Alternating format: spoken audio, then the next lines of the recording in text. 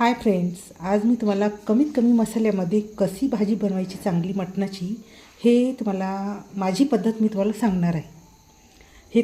हा तर आहे लसूण आहे, हा कांदा आहे आणि हे अद्रक आहे आणि ही थोडीशी डाळवा आहे आणि हा आपला कोथिंबीर आहे आणि हा चटणी आहे लाल तिखट, हे आहे घरकुल मसाला थोडासा, हे आहे धना पावडर ही जिरा पावडर आहे आणि हा धना पावडर आणि हे आहे हळद। आता या सगळ्यांना आपण एकदा भाजून घेऊ। आता आपण भाजायला सुरुवात करत आहे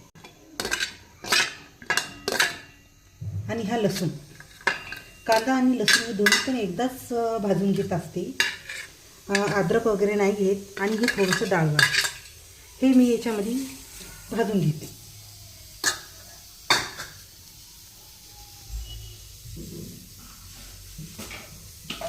आपण जिरं भाजून घेत आहोत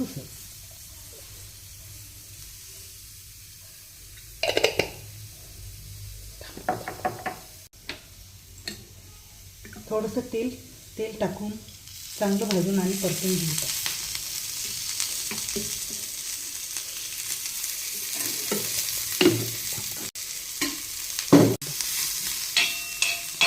याला परतून घ्यायचा आणि जास्त लाल न होता साधारणपणे भाजून घ्यायचे।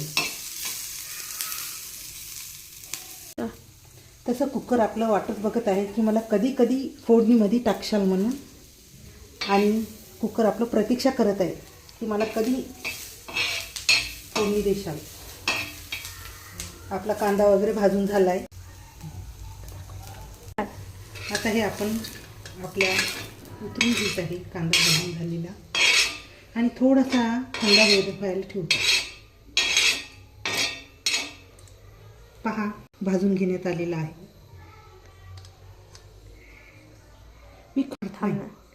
मी खोबरं वगैरे वापरत नाही।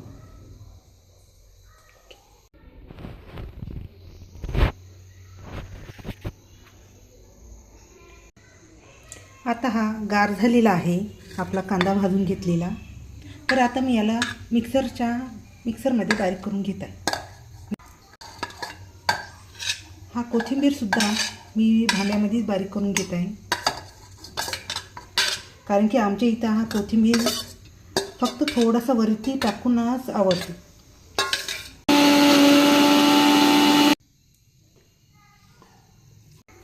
हा बघा, असा बारीक मसाला पिसून घेतलेला आहे मिक्सरमध्ये। आपलं मटणसुद्धा चांगलं शिजून घेतलेलं आहे।